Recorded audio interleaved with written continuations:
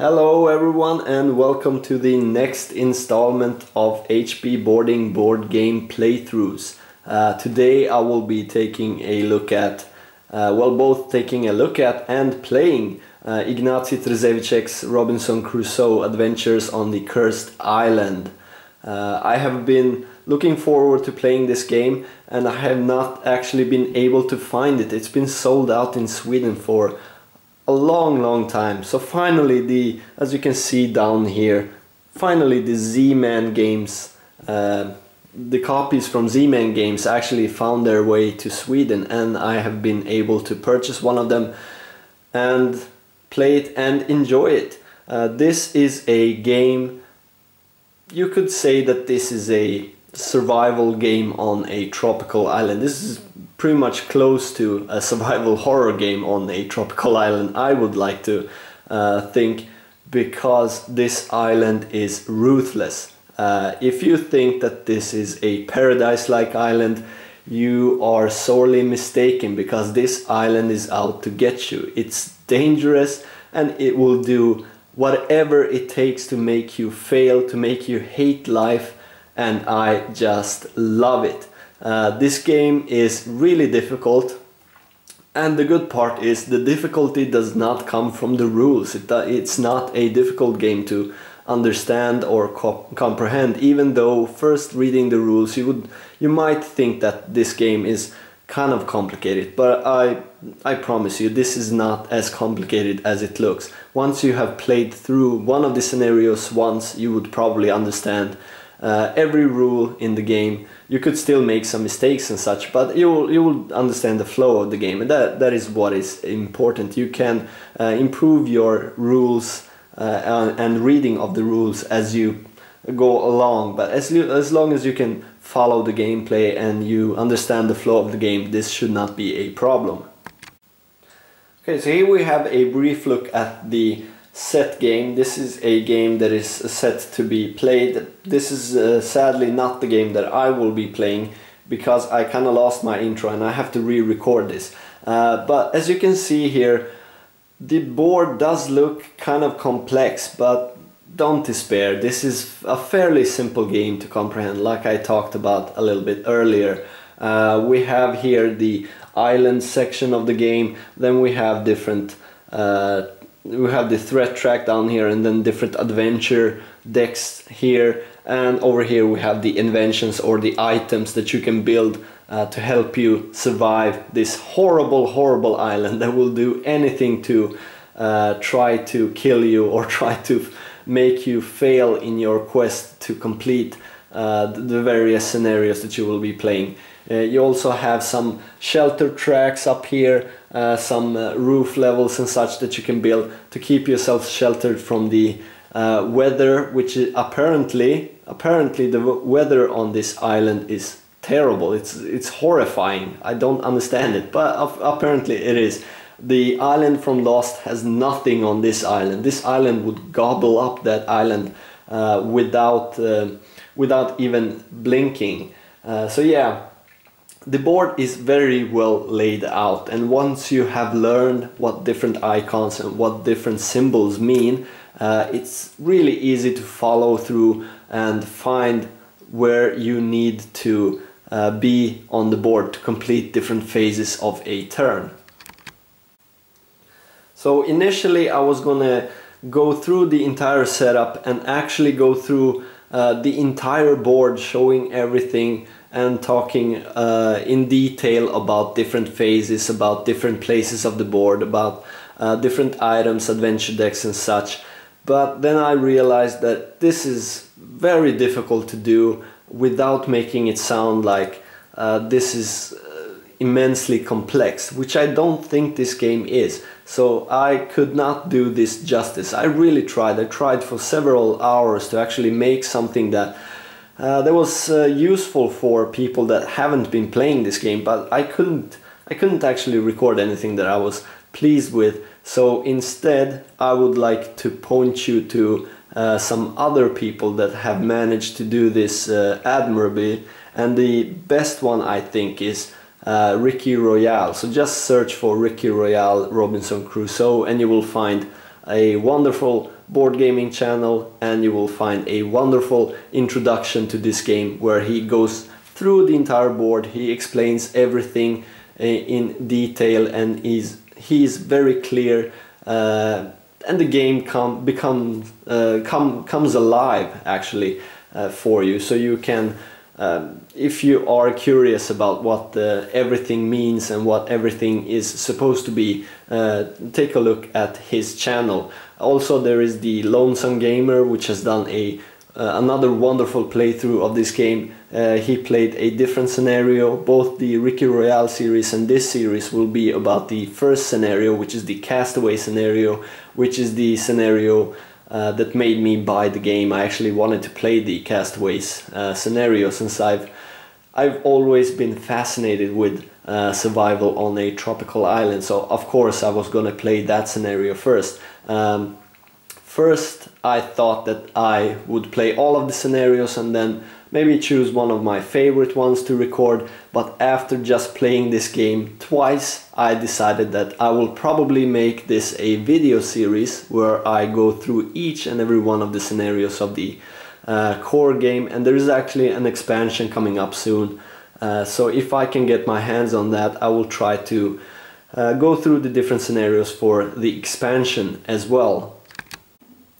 So, since I'm not going to go through in detail for the various phases and the various decks and spaces on the board, I just wanted to give you a quick overview on how to play this game, and just to take a quick look on how this game functions. First of all, you have some events up here, so you would resolve some events. Something happens on the island, and it's pretty much always it's something bad. It's something detrimental that will hamper your ability to complete the scenario you are trying to survive through. Then you have this section where the island is, so you will try to explore this island, trying to find some different tiles with some different terrain, and depending on what terrain you have uncovered and what terrain you have explored, there are these inventions or these tools that become available to you, and you can build them. For instance, when you start the game, you can only build a shovel because you are on a island tile, so you only have you pretty much only have some bamboo or some coconut trees to work with, so you can build a rudimentary shovel to make use of. But then as you move on, as you find some different terrains, like for instance the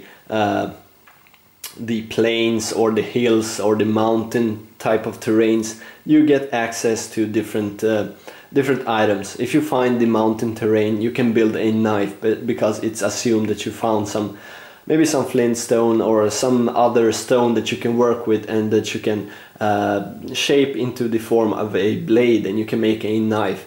So this game is very thematic. Actually, if you get stuck with the rules and such, just think of it as a real survival adventure on an island, and think of it, how would this work if this was real life? And I think that is a good tip for how to read some of the rules or how to make some decisions, because I think the game is tremendously thematic. It's very well made. Every piece is kind of connected to each other, and I just simply love that. I was a little bit worried that this game would be dry and maybe it didn't have that much theme. This was just some action or worker placement, but that is not the case. This is an adventure. I can tell you that much. This is a real adventure that you will be having on this island. So okay, you would explore the island, you will find some different terrains, you will build some different tools, and you will deal with these events that happens during each turn.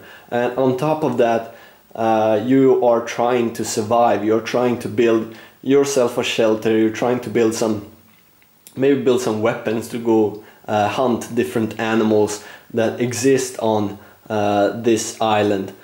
So that would be just the base idea of survival on an island, but then you have an additional level on top of that, because you are actually you are actually kind of feeling homesick. You do not want to stay on this island, even though I don't know why. Well, I wouldn't want to stay on this particular island. This particular island is horrible, but if I was alone on a tropical island, I think I would rather focus on having a good life than going through desperate measures to build, for instance, a signal fire for a ship that can pick me up. I would rather make my life as comfortable as possible, especially since you are on a tropical island. And yeah, well, I hate people, so I wouldn't care that I was alone.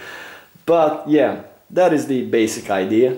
Here you are stranded on this island, you build some tools, you try to survive through different effects, different weather, you try to reinforce your shelter, and you are trying to build this wood pile to signal some incoming ships so they can pick you up.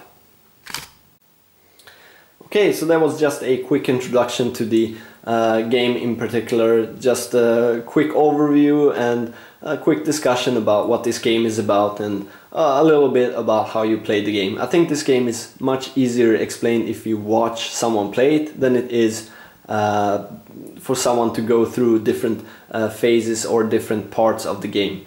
I do still recommend that you check out Ricky Royale's channel and his playthrough of this game, because his introduction is just simply marvelous. I don't know how he did it. I tried to do this. I tried to make this introduction, and I tried to make it educational and try to make it useful for new people that have not been playing this game, but I just couldn't do it. It was just a jumbled mess. Nothing made any sense, and I repeated myself like 5 times, and I wasted a few hours trying to make this, and then I finally gave up and went with this quick overview. Another thing that I would like to comment on just before I start the playthrough is I think this game has a ton of replayability. You wouldn't think that when you take a look at the scenario and take a look at what you have to do, but there are quite a few random elements to this game. For instance, to start off the Castaway scenario, you have to draw 5 random inventions, and there are quite a few of these inventions. There are about 20 of them, so you have some variability there already. Then you have the starting items down here. These are also varied. There are about 20 of them as well. Well, maybe not 20, there are like 10-15 of them, but you do get some variability there. These adventure decks are decently sized. They have like 20-25 cards in them. You would probably draw 3, maybe 4 of them for each scenario.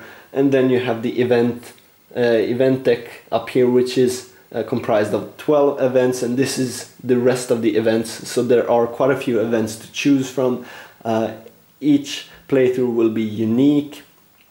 On top of that, you have plenty of dice rolls. There is a ton of dice rolls, especially if you take risks and complete actions without using 2 pawns, which is required to make a successful action without using the dice. And if you do that, there will be a ton of variability and a ton of randomness to this game, because you roll so much dice. Hope you got at least some indication on what this game is about. So now we will move on to the playthrough. Hope you enjoyed this video series. I will actually be making a video series of each and every one of the scenarios in the core game. They will not come out one after the other. I will play other games in between, but when I have some time I will revisit this game, and hopefully in the next couple of months I could actually have an entire playlist with each and every scenario from this game. So if you like the video series, if you would like to comment, please do so. I do appreciate any kind of feedback that you can give me, and if you have any questions, just post a comment or send me a PM. Doesn't really matter. I will answer both on YouTube and BGG. Although I could miss your comment on BGG because I'm kind of lazy and don't actually check everything. If I remember to subscribe to my own videos and threads on BGG, I will probably answer you. But if if you do not get an answer, just try again. Either try on YouTube or try sending me a PM. So yeah, hope you enjoyed this, and I hope I see you for my next game.